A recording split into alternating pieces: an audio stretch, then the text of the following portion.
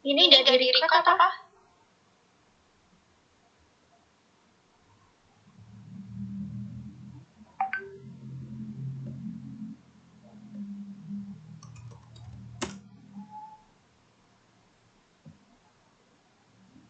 Mulai aja yuk.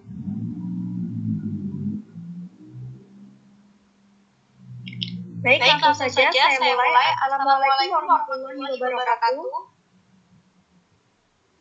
Waalaikumsalam warahmatullahi wabarakatuh. Assalatu wassalamu ala asrofil anbiya'i wal mursalin wa ala alihi wa sahbihi ajmain. Yang terhormat Bapak Roy Kembar Hadi, selaku dosen pengampu mata kuliah pengelolaan ekstrakurikuler. Kami dari kelompok 6 yang beranggotakan Ayu Indah Wulandari, Mutiara Hasminias, dan saya sendiri Rizky Maulani. Di sini saya akan memandu jalannya presentasi dengan judul materi, jejak, dan sandi. Langsung saja untuk materi yang pertama akan disampaikan oleh Saudari Mutiara. Kepadanya dipersilakan. Baik, terima kasih Saudari Rizky. Yang pertama adalah materi mengenai tanda jejak dalam pramuka, yaitu pengertian tanda jejak.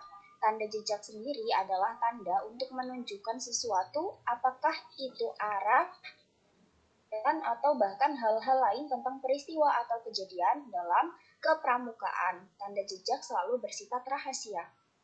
Next. Tanda-tanda jejak dalam pramuka. Nah, baik, disimak ya. Di sini ada banyak sekali tanda jejak yang menunjukkan arah.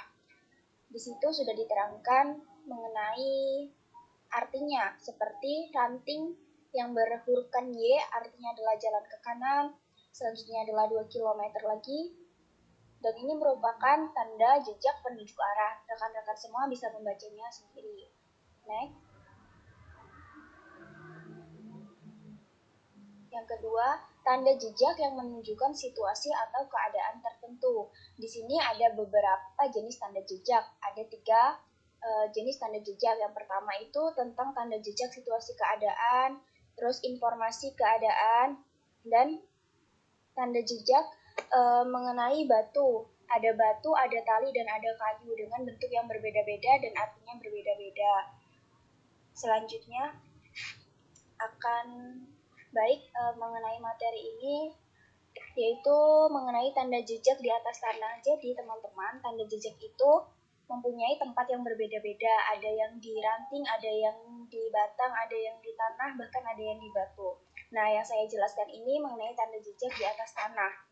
Tanda jejak di atas tanah seperti yang pertama, tanda panah, yaitu artinya ikuti jalan ini, dan seterusnya. Seperti ada batu, segitiga, bulatan yang ada bulatan kecil, segitiga polos, dan lain-lain. Di situ sudah ada keterangannya, teman-teman bisa menyimaknya sendiri. Baik, itulah materi mengenai tanda jejak yang mungkin teman-teman nanti bisa melihat kembali materi dari kami secara rinci melalui PPT atau makalah. Itu saja yang dapat saya jelaskan, saya kembalikan ke moderator. Baik, terima kasih Saudari Mutiara atas penyampaian materinya. Untuk materi selanjutnya akan saya sampaikan sendiri mengenai tanda jejak.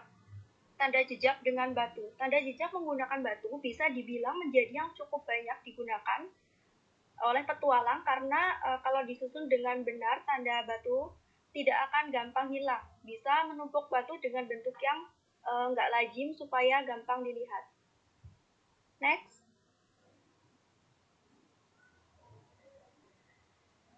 Yang ketiga, ada tanda jejak menggunakan ranting. Nyatanya ranting pohon juga bisa dijadikan tanda jejak.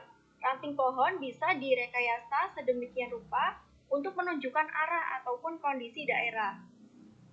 Yang keempat, ada tanda jejak menggunakan rumput. Kalau menjelajah alam bebas yang penuh dengan padang rumput dan tidak ada pohon ataupun batu, bisa menggunakan rumput sebagai media tanda jejak. Next. Materi selanjutnya tentang sandi pramuka. Sandi adalah sebuah kata dalam bahasa Sanskerta yang artinya adalah rahasia atau menyembunyikan. Dalam Kamus Besar Bahasa Indonesia, kata persandian yang berasal dari kata dasar sandi adalah rahasia atau kode. Definisi sinonimnya dalam bahasa Inggris tritography, yang berarti pengetahuan, studi atau seni tentang tulisan rahasia menurut Raiman pada tahun 1999. Jadi dapat dibahas di bawah huruf sandi adalah huruf rahasia. Next.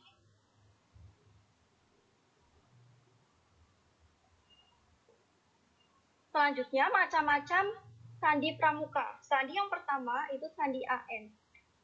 Sandi AN mengelompokkan masing-masing huruf abjad yang menjadi pengganti huruf lain. Lebih tepatnya huruf A sampai M diganti secara berurutan dengan huruf N sampai Z. Macam sandi pramuka yang satu ini dibaca dengan kunci A sampai N. Untuk lebih jelasnya bisa melihat contoh berikut. Untuk yang kedua, ada sandi AZ. Tidak jauh berbeda dengan sandi AN, macam sandi pramuka berikutnya adalah sandi AZ. Sandi pramuka yang satu ini mempunyai konsep yang sama persis dengan sandi AN, yaitu masing-masing huruf dipasangkan dengan huruf abjad penggantinya. Namun pada sandi AZ, setiap kata sandi yang diberikan dapat dibaca dengan dengan kunci A sampai Z. Untuk lebih lanjutnya bisa melihat contoh berikut. Nah, untuk sandi yang ketiga ada sandi AND. Berbeda dengan sandi-sandi selanjutnya, sebelumnya sandi AND menggunakan berbagai kata yang terdiri dari huruf AND sebagai komponen penyusun kata. Dalam sandi ini, huruf AND tidak perlu dibaca sekaligus huruf yang teratas dapat disusun dengan huruf lain sampai membentuk sebuah kata atau beberapa kata. Untuk lebih jelas dapat melihat contoh berikut. Diberikan kata sandi Anda, kandu Anda, danda, dandi, sandi, nandi. Sekian materi yang dapat saya sampaikan. Untuk materi selanjutnya akan disampaikan oleh Saudari Indah. Ayu Indah Wulandari, dipersilakan. Baik, terima kasih moderator. Sebelumnya, apakah suara saya terdengar?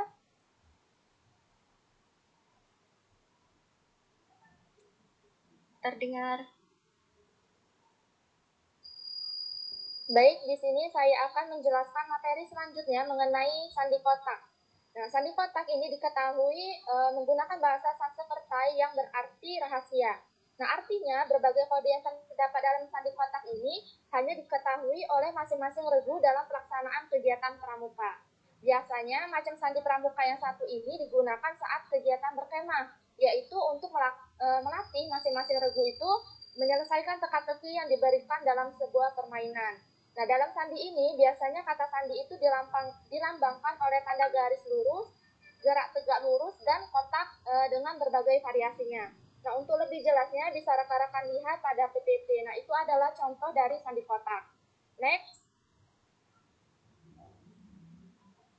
Selanjutnya yaitu sandi rumput. Seperti namanya ya, sandi rumput berarti berupa berbagai lambang yang berbentuk seperti rumput dengan segala variasinya.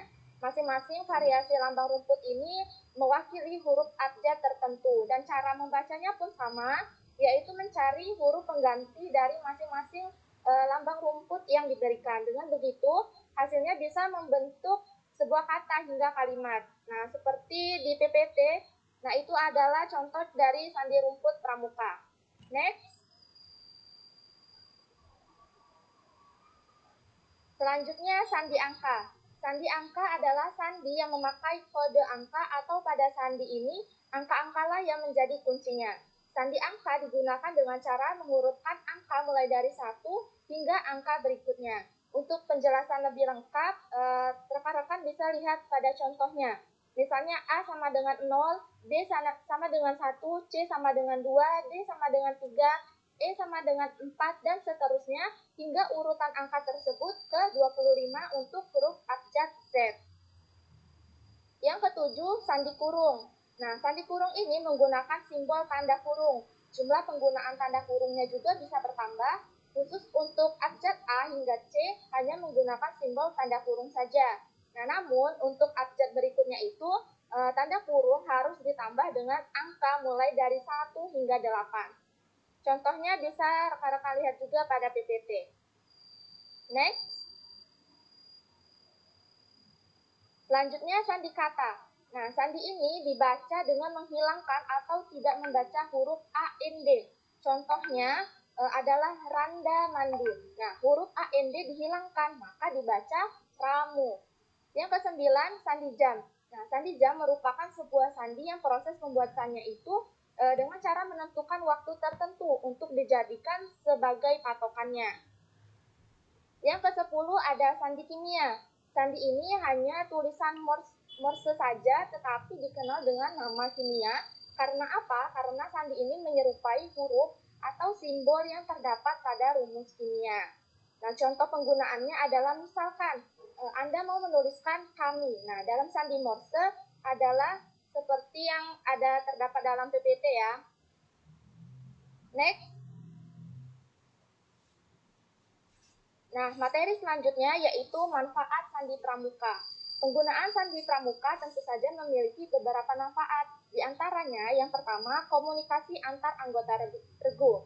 Nah, di dalam suatu kegiatan pramuka pasti akan dibentuk beberapa kelompok regu. Sandi ini bisa digunakan untuk melakukan komunikasi rahasia di antara anggota regu. Hal ini juga digunakan supaya trik yang dipakai itu tidak dapat diketahui oleh regu yang lainnya. Yang kedua, meningkatkan daya ingat. Nah, sandi pramuka juga bisa membantu meningkatkan daya ingat masing-masing anggota pramuka. Karena apa? Karena mereka diwajibkan untuk menghafal berbagai macam jenis sandi ini. Lalu yang ketiga, meningkatkan kecerdasan. Nah, anggota pramuka bisa meningkatkan kecerdasan karena mereka dituntut untuk berpikir dalam membaca tulisan dengan menggunakan sandi. Yang keempat, sarana belajar anggota pramuka untuk menyelesaikan masalah. Sandi pramuka membiasakan para anggotanya untuk menyelesaikan masalah agar mereka itu terbiasa berpikir dan membaca sandi, sehingga dalam kehidupan sehari-hari mereka terbiasa untuk menyelesaikan masalah dari tantangan yang mereka hadapi. Dan yang terakhir yaitu sebagai sarana permainan di dalam kepramukaan. Nah, biasanya sandi pramuka juga digunakan sebagai permainan di dalam kegiatan kepramukaan. Nah, biasanya sandi ini juga digunakan sebagai pelengkap di kegiatan outbound atau weekend. Mereka akan diberi tantangan dengan menggunakan sandi pramuka sebagai petunjuk di dalam melakukan perjalanan yang berikutnya. Ya, demikianlah materi yang dapat disampaikan. Saya kembalikan kepada moderator. Baik, terima kasih Saudari Ayu atas penyampaian materinya. Mungkin sekian materi yang dapat kami sampaikan. Jika ada kata yang salah, kami mohon maaf dan kepada Allah kami mohon ampun. Saya akhiri. Wassalamualaikum warahmatullahi wabarakatuh. Waalaikumsalam warahmatullahi wabarakatuh.